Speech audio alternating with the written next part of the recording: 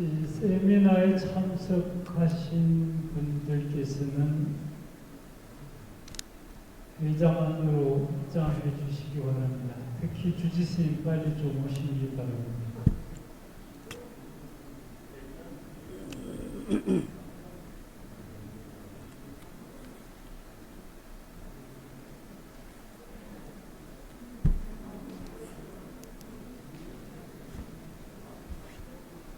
세 번째 주제를 발표하고 토론하기 전에 잠깐 주지스님께 드리는 선물이 있답니다. 김상영 교수님께서 준비를 하셨다고. 김상영 교수님께 시간을 2분만 드리도록 하겠습니다.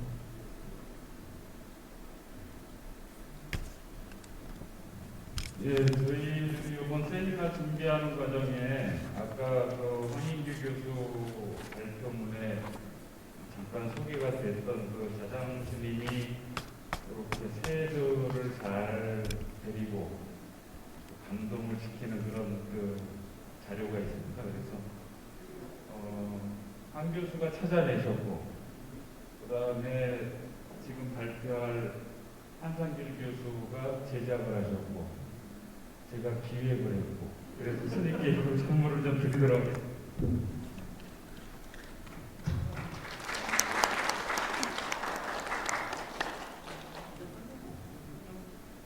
지금까지는 두 주제에 걸쳐서 자장 스님에 대해서 집중적으로 공부를 했습니다. 이제부터 정암사에 대해서 이제 공부를 할 차례입니다. 세 번째 주제, 정선 정암사의 사적기에 대한 고찰이라는 제목으로 동국대학교 한상길 스님께서 발표를 해주시고 국민대학교 남무희 스님께서 토론을 해주시겠습니다. 지금 제 시계로 20분입니다. 다른 분들과 마찬가지로 발표는 25분, 토론은 15분 드리도록 하겠습니다. 시작해 주십시오.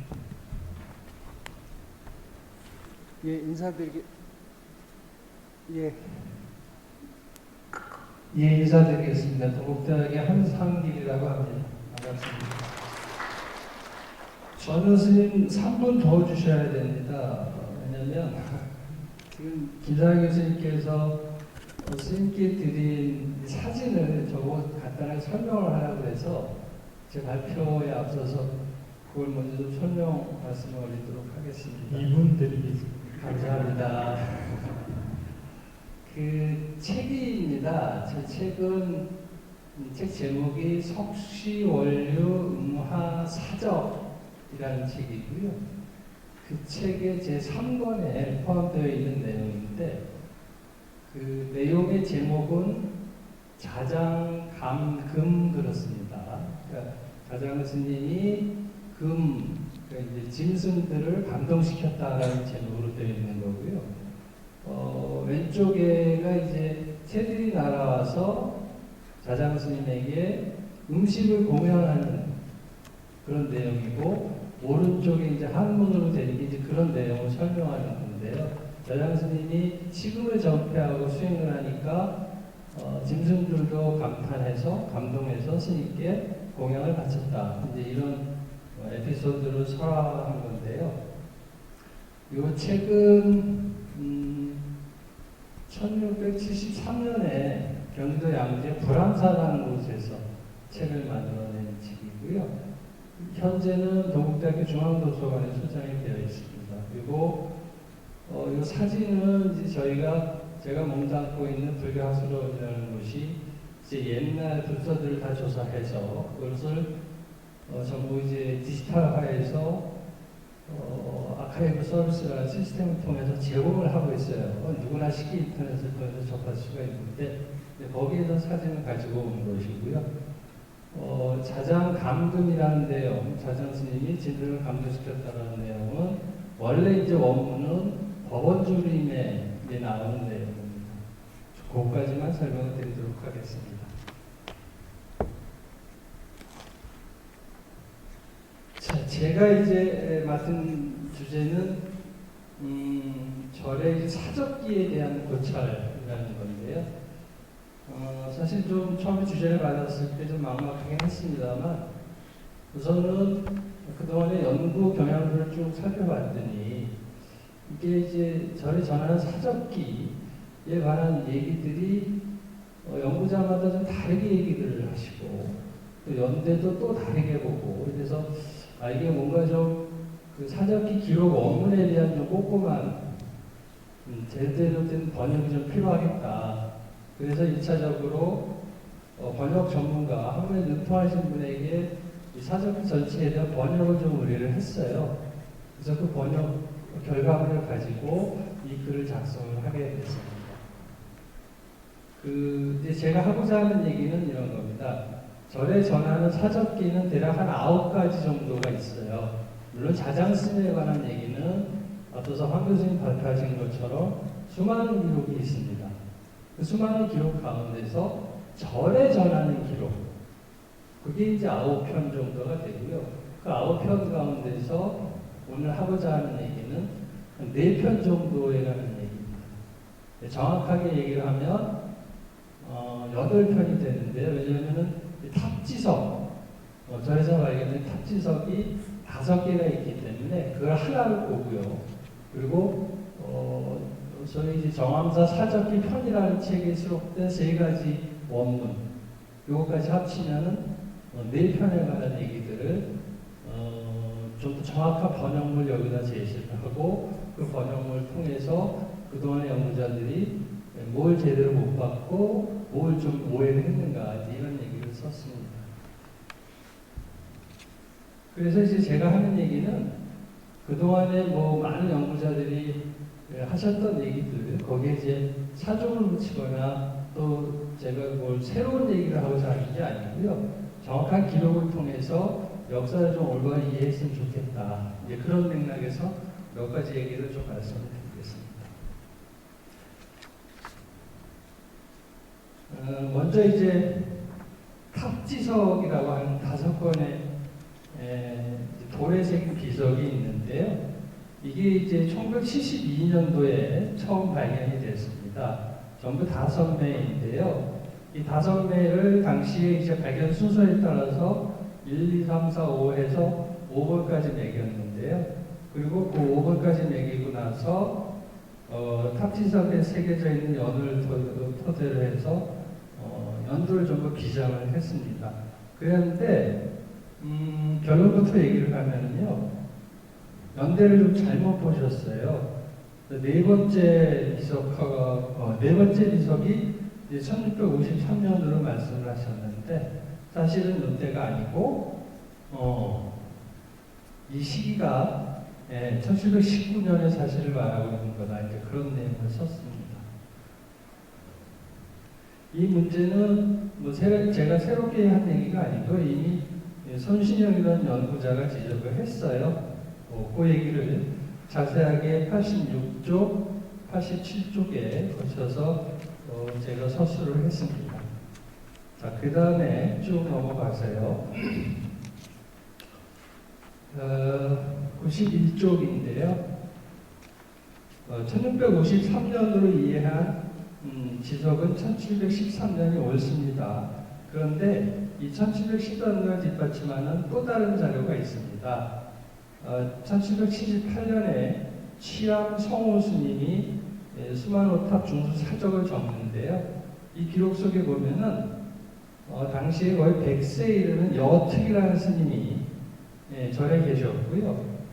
이 스님이 생생한 기록을 통해서 50년, 60년 전의 일까지 자세히 기억을 했는데 스님 말씀에 1713년에 취공당 자인 또 일종 이선스님이라는 분이 1713년에 탑을 중수한 증언을 하셨고요. 또 여특스님 본인은 당시에 공양주를 맡았다고 말씀을 하셨습니다. 자, 이제 1719년의 탑지석인데 제1석입니다. 이 지석은 1719년에 중수사실을 기록을 하였는데요. 당시에 이제 정확한 내용은 이렇습니다. 1719년 4월 초 8일 시작해서 6월 초 5일에 마쳤다. 그리고 이제 당시의 증명은 홍제사 이노스님이고 또 중봉사, 각하사, 덕주사 등 여러 사찰에서 스님들이 동참을 하였다라는 얘기를 합니다. 그런데 이 기록을 보고서 이런 얘기를 하시는 분들이 있어요. 이 각하사에서 참여했다는 사실을 보고 각하사의 스님들이 정암사의 스마노탑 중수에 참여했기 때문에 이 불사는 스마노탑의 불사는 국가나 왕실과 깊게 관계되어 있었을 것이다 라는 얘기를 하는 거거든요. 근데 당시 기록에 보면 국가나 왕실과 관련된 얘기 전혀 없어요. 다만 각하사에 태백산 사고가 설치되어 있었기 때문에 이 사고는 곧 국가에서 운영하는 곳이고 국가에서 운영하는 사고를 가진 각하사의 스님들이 정암사의 불사에 참여하기 때문에 정암사 불사도 국가나 왕실과 관계가 있다. 이런 말씀을 하시는데 이건 좀 대단히 억측에 좀 불과하고요. 물론 이 시기에 국가나 왕실이 참여했다는 건 그거하고는 불사가 중요하다는 얘기는 되겠습니다만 굳이 이렇게 국가와 왕실을 갖다 붙이지 않아도 탑의 중수 사실 자체만으로서도 중요성을 갖는다라고 이해를 하고 싶습니다. 또 하나는 이 기록을 보고서요, 당시에 1719년에 탑을 중수할 당시에 각하사에서 전적으로 식량을 보급을 했다. 이런 말씀을 하시는데 이 기록은 이런 얘기가 없어요. 원문에는 각하사의 모든 스님들은 전부 상편수라고 해서 일종의 기술직, 전문직 기술직을 맡았다라고 되어 있는데 물론 각하사의 스님이 공양주를 맡았다라는 기록은 있거든요. 근데 이거는 각하사의 스님이 공양주를 맡았다라고 해서 이때 불사에 소요되는 공양을 전부 각하사에서 전담을 했다. 이런 얘기는 조금 과한 해석이 아닌가 싶습니다. 그 다음에 이제 3석과 5석인데요. 요거는 1874년 같은 시기에 불사 사실을 얘기를 하고 있습니다. 요 당시에 이제 3석에 보면 아주 유명한 스님이 등장을 하시는데요. 남호 영기 스님이 정암사 불사의 도화주로 동참을 합니다. 그런데 이 1874년에 불사가 마무리됐는데 아쉽게도 남호 스님은 1872년에 입적을 하셨어요. 그러니까 불사가 마치기 전에 입적을 하셨는데 여기에 이제 도와주로서 이름이 올라가 있는 거죠. 그래서 삼석에서는 불과 여러 달 만에 몇 달 만에 불사가 완수됐다 이렇게 얘기를 하는데요. 자세한 내용을 보면 전국에 이제 화주를 구해요. 전라도 두고 충청도 두고 또 강원도 두고 이렇게 해서 그래서 단순하게 이 불사는 몇 달 만에 그친 것이 아니고 전국으로 화주를 모집을 하고 또 이 남호 영기라는 분이 참석을 하고 이런 사실을 볼 때 최소한 2년 전부터는 불사를 기획을 하고 진행을 했다라는 사실을 확인할 수가 있습니다.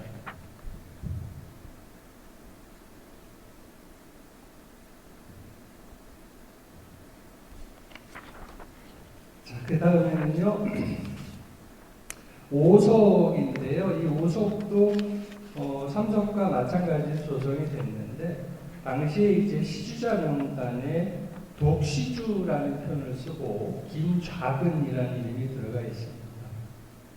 김좌근은 김조순의 아들입니다. 김조순은 순조의 장인이지요. 내노라는 인물입니다.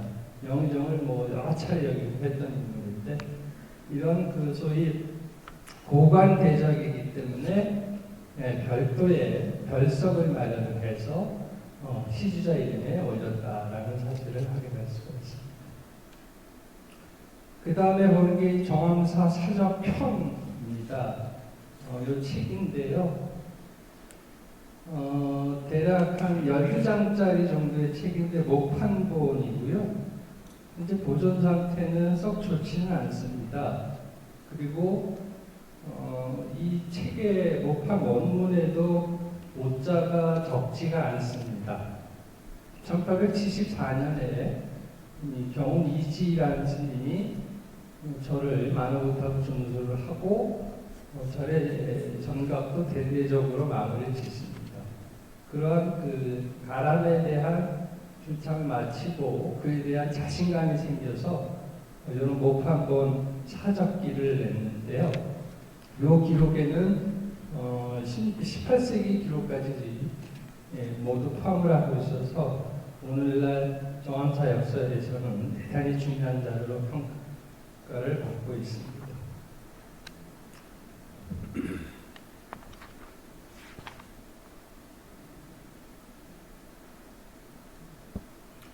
자, 이 기록을 쭉 검토를 했고요. 제가 나름대로 이제 이렇게 18세기, 19세기에 걸쳐서 절의 역사가 편찬된 과정이 어떤 배경에서 이루어졌는가라는 이해를 좀 해봤는데요. 106쪽, 108쪽입니다. 첫 번째는 왜 이렇게 이런 사적기가 편찬될 수가 있었냐 하면은 첫 번째는 불교계가 이제 자신감이 생겼다. 조선시대 억울의 시대에서 은진난, 양난 겪고 난 이후에 많은 참상을 겪고 난 이후에 이제 불교계가 좀 자신감이 생겼다. 자신감의 표현이 내 집의 역사를 편찬하는 일로 나타나면서 각종 사지와 사적기가 등장했다라는 것이고요. 두 번째는 책을 간행할 수 있는 기술적 역량을 갖추게 되었다. 이 시기에. 제가 가장 최근에 연구소 통계를 좀 봤는데요. 이제 이런 얘기입니다. 조선시대에 한 번이라도 불소를 간행한 사찰은 전국에 335개 절이라고 얘기를 합니다. 그리고 이 335개의 사찰에서 간행한 불소는 전부 1739종이라고 얘기를 하고요. 그 다음에 책을 하나 찍을 때마다 적어도 100부 이상씩은 찍었을 것이다. 이렇게 계산을 하면 조선시대 때 절에서 가능한 불소는 대략 400만 책 이상이 된다. 요거는 유명한 서재학자인 소일 교수님의 견해인데요. 그만큼 많은 분량을 절에서 간행을 했다라는 것을 알 수가 있습니다. 조선시대 전체 출판물의 한 4분의 1 정도라고 해요. 400만 책이. 그러니까 우리가 많이들 알고 있습니다만 조선 중기 이후에 사찰에서 많은 책을 간행을 했고 심지어는 유저들의 문집이나 또 검은색을 조포까지 절에서 찍어주지 않았습니까? 이런 걸 보면 조선시대 출판 문화의 핵심은 절에 있었다. 우리 불교가 갖고 있었다. 이제 이렇게 설명할 수가 있습니다. 그리고 세 번째는 조선후기 실학에 크게 성행을 하면서 불교계에서도 올바른 역사 찾기에 나섰다. 이런 사실을 알 수가 있어요. 경운 이지 스님이나 치암성우 정암사의 대중을 이룬 분들도 불사를 마치고 나서 반드시 역사를 기록을 하고 그 이전에 과거의 참건 사실들까지 이제 좀 포함을 시켰던 겁니다. 다만 이분들이 보셨던 자료나 지금 현재 우리가 보는 자료를 크게 다르지가 않았던 거예요. 그래서 절의 역사에 있어서 많은 부분이 자장 스님의 참건 역사에 집중이 되어 있고 그 이후에 탑에 대한 얘기나 우리가 흔히 이제 수만호탑은 고려 전기에 조성됐을 것이다라고 얘기를 하는데 실제로는 고려시대의 기록은 전혀 남아있지가 않습니다. 그리고 1710년대 이전의 역사도 알 수가 없고요. 공백으로 남아있다가 1719년 이후의 역사만 이제 알게 되는데요. 이러한 역사적 사실들을 우리가 극히 제한적으로 알게 합니다만 이 제한된 역사마저도 원문을 좀 잘못 이해하고 또 나름대로 개인적 견해가 들어가면서 책에 또 절의 역사에 자꾸 이렇게 오류와 착오가 생기는데 앞으로는 이런 일이 좀 없어지기를 하는 바람에서 이런 얘기들을 좀 해봤습니다. 이상입니다. 시간을 더 달라고 하셨는데 3분을 더 쓰셨습니다. 다시 말씀을 하시십니다. 이제 짧지 않은 글인데 요약을 굉장히 깔끔하게 해주셨습니다. 남보희 선생님 토론 듣도록 하겠습니다.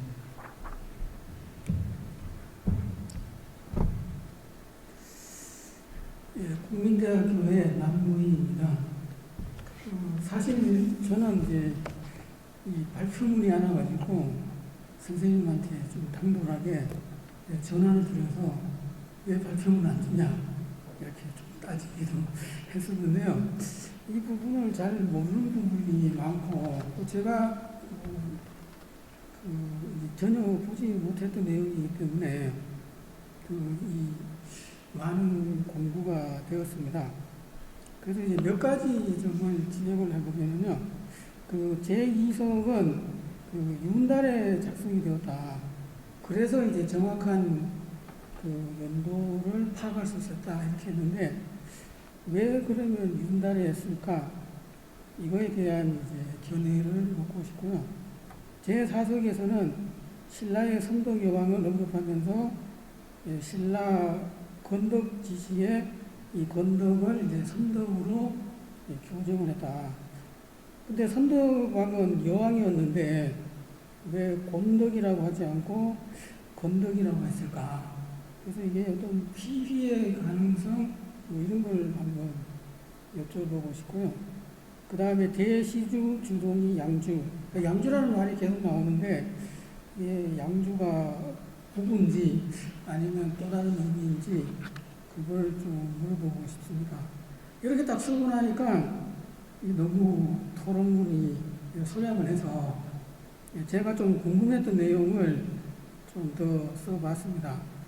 삼국유사 탑상편에 대산 오만진실, 대산월정사, 오류성중조에는 이제 묘범산의 정암사를 자장이 창건했다. 그리고 민지의 오대산 사적기에는 갈반지처를 언급을 하고 있고요. 자장 스님의 거의 가장 중요한 전기라고 할 수 있는 삼국유사 의회편의 자장 정률에서는 자장 스님이 정암사에서 쓸쓸한 최후를 맞았다. 그러니까 제가 이 부분을 읽을 때마다 왜 여기에서 개를 잃어버렸을까? 그래서 그 부분에 대한 견해를 이제 들어보고 싶고요. 자장정율 해가지고 이게 이제 계율을 생활화했다. 그래서 율사라고 하는 말은 없습니다. 그런데 통도사 예불문에서는 남산 종주 자장율사 그리고 앞에 황인규 선생님이 쓴 발표한 논문에 보니까 굉장히 많은 사례가 있더라고요. 그리고 이제 정암사 사적이라든가 해인사 기록 또는 통도사 박물관에 있는 자장 대국통의 진영에는 신라의 국사 자장이다 이렇게 되어 있고요.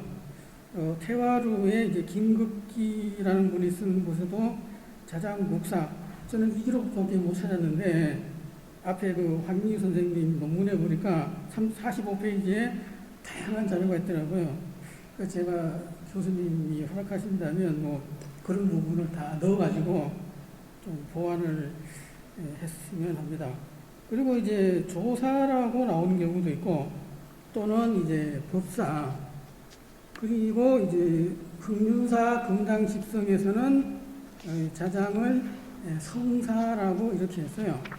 그래서 이제 조사, 법사, 성사, 뭐 율사, 곡사 이렇게 했을 때 자장 스님의 정체성은 그럼 무엇인가?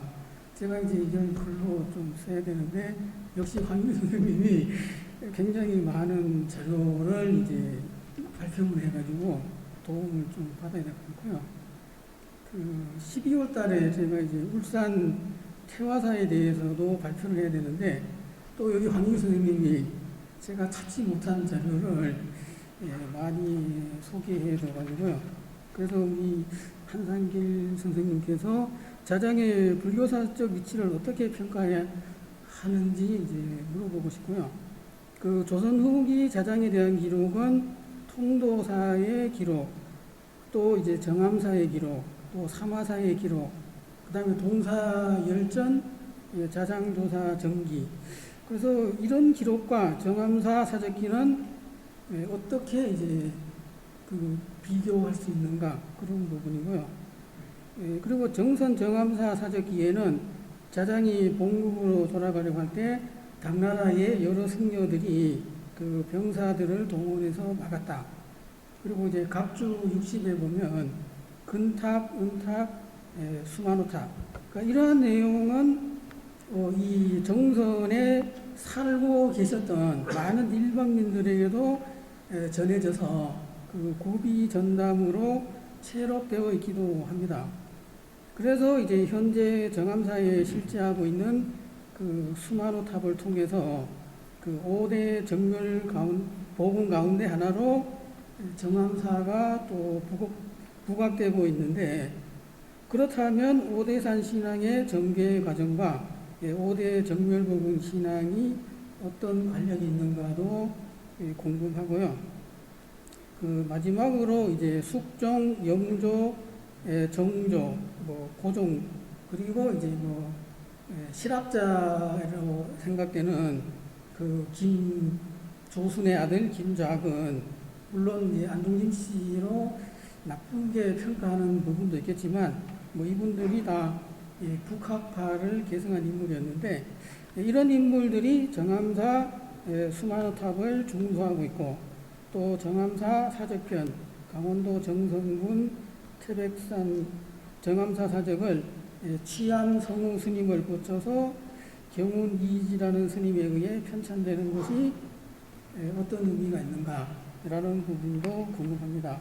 제가 이 발표문을 딱 2번 읽고 이 토론문을 작성하다 보니까 그 전체적인 내용에서 그 잘못 이해한 부분도 있지 않을까 이렇게 생각을 합니다. 이상으로 토론을 마치겠습니다. 굉장히 간단하게 말씀을 해주셨는데, 보시다시피 토론문 단락마다 질문을 하고 계십니다. 숫자를 세보면 10가지 정도 질문 더 넘을 수도 있고, 한상규 교수님께서 발표를 짧게 하셨으니까 답변을 길게 하셔도 괜찮습니다. 15분 정도 시간이 있습니다. 답변도 더 짧게 말씀드리겠습니다. 이게 답변을 짧게 드리는 이유는 몰라서입니다. 그래서 제가 이제 사적기 하는 전부 자장스에 관한 얘기로 점철이 되어 있는데, 제가 서두에서 자장스에 관한 얘기는 안 하겠습니다 이렇게 썼거든요. 그게 뭐냐면 몰라서 그렇습니다. 그래서 이 후반부에 자장 스님에 관한 여러 가지 말씀, 국사, 율사, 성사 이런 말씀 쭉 해주셨는데요. 이 부분은 자장 스님에 관한 내노라는 전문가인 남희도 스스로가 좀 해결하시고요. 이런 거 저한테 묻지 마시고요. 죄송합니다. 제가 말씀드릴 수 있는 거는 몇 개 안 되는데요. 이제 그 양주라는 표현은 흔히 부부라는 의미로 많이 사용을 합니다.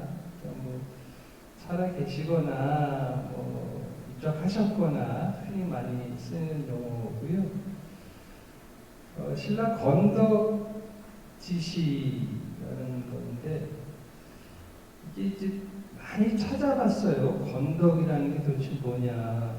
이게 일반적으로는 신라 건덕, 그러니까 이제 나라 이름이 있고 그 후에 이제 연호가 나오게 되는데, 이 연호냐 그래서 연호를 뒤져보니까 연호는 대개 중국 연호를 많이 쓰는데요. 중국 연호가 건덕이라는 게 있습니다만 이 시기에는 또 맞는 데가 없고요. 그러면 일반적인 의미로 그냥 그 임금의 덕이라는 표현으로 보면 그냥 지금 말씀하셨던 피쉬한다는 의미에서 임금이 이름을 안 쓰고 그냥 임금의 덕 이렇게 표현을 하는 게 그게 맞는 것 같습니다. 그리고 굳이 또 여왕이라고 해서 곤독이라는 표현을 정확한 표현이긴 합니다만 굳이 또 취향 성우 스님은 굳이 또 이렇게 여왕이라는 걸 밝히지 않고 그저 일반적인 개념에서 피한다는 의미로 건덕이라고 표현을 했던 게 아닌가 이제 그런 생각을 좀 합니다. 제가 말씀드릴 수 있는 건 이 정도입니다. 그 윤달의 작성은 예. 그 윤달의 작성했다라고. 잘 못 들었어요. 윤달 작성. 윤달의 그 별다른 의미는 없어 보여요. 사실은 비교적으로 윤달이 그렇게 뭐 좋다 나쁘다라는 개념은 구분되어 있지는 않는데 흔히 이제 우리가 예수제 같은 경우 참회도 하고 살아생전에 미리 수행을 한다고 이래서 윤달이 껴있는 해에 이제 말 준비들을 하고 하는데요. 특별한 의미는 없는 것 같습니다. 드문 윤달에 작성했다는 표현. 그리고 이제 지금 발표자께서 답을 안 주셨고 질문자께서 질문을 주셨는데 자장정률이라는 그 일현스님께서 붙인 명칭을 계율을 누구나 지닐 수 있게 생활했다는 의미로 이해를 하시고 그게 연관해서 이제 자장 스님의 신계 부분을 지적을 하셨는데 그건 이제 토론자께서는 어떤 생각을 갖고 계신지 좀 질문을 드리고 싶습니다. 제가 이제 이거를 이렇게 고민을 하다가 제가 어떤 책에서 본 내용인데요. 아마 이제 제가 여기 정감사에 왔는데 많은 분들이 이렇게 맛있는 것도 주고 잘 돌봐주는 것 같아요. 근데 이 자장 스님이 말년에 어떤 스님이 왔을 때 이렇게 막 쫓아냈잖아요. 그게 본망경 보살계론에 그 48경고개가 있는데 거기에 이제 그 객승을 괴롭히거나 차별하지 마라. 근데 이걸 자장 스님이 어겨서 운수로부터 외면 당하지 않았을까라고 저는 생각을 해봤습니다. 공부를 너무 안 했다는 생각이 들어서 그런 깊은 생각까지 하시면서 읽어주시니까 한편으로는 고맙기도 하고 아무튼 지금 시간이 조금 여유가 있었어요. 아까 두 차례 이제 자장 스님에 관한 발표가 두 주제가 있었는데 거기에 관해서 아직까지 발표자 스님이나 토론자 스님 여기 계시니까 남은 질문이 있으시면 잠깐 한 5분 동안 이전 주제에 대한 토론을 잠깐 해도 괜찮을 것 같은데 질문 있으시면 손 들어주시고 아니면 이걸로 두 분 발표를 마치도록 하겠습니다. 질문 없으시면 저기 선생님.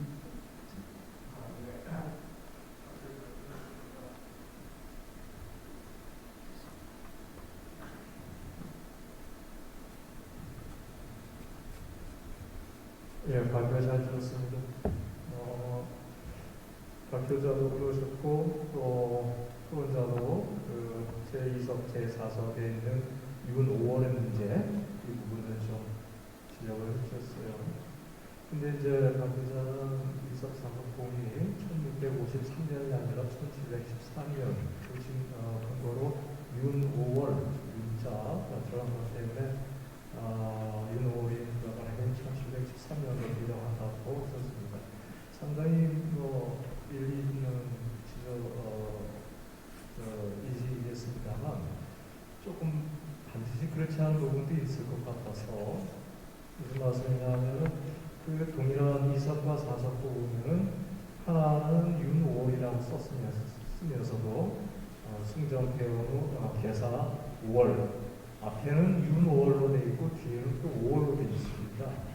그러니까 동일한 연도라고 한다면 말씀하신 것처럼 1713년이라고 한다면 똑같이 윤오월이라고 써야 되는데 제 4석에는 5월로 나와 있어요. 그냥 개사 5월 윤자가 오부적으로 빼져 있다는 거죠.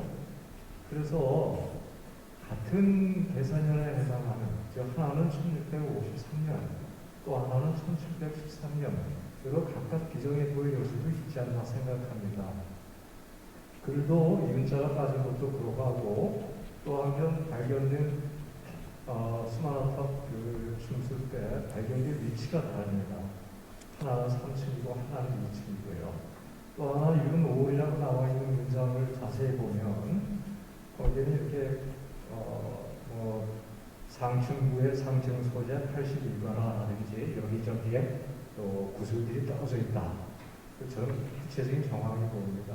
따라서 2층과 4층에는 전혀 연대가 다른 시기에 탑지석이 공안되었을 가능성도 충분히 있다고 생각합니다. 따라서 지금 당장 두 탑지석을 즉 2석과 4석을 1713년도고 완전히 결정한다기보다는 윤자가 있는 게 있고 없는 게 있고 또 탑지석이 공안된 위치가 다르고 그리고 그 각각의 공사의 내용, 그 중수의 내용이 될 가능성이 충분히 있습니다. 그래서 이걸 종합적으로 해야 좀 더 명확하게 되지 않을까 이런 생각이 들어서 질문을 드렸습니다. 전함이라든가 예, 저는 조금 이따 토론에 참여할 신대현이라고 바로 답변 드리겠습니다.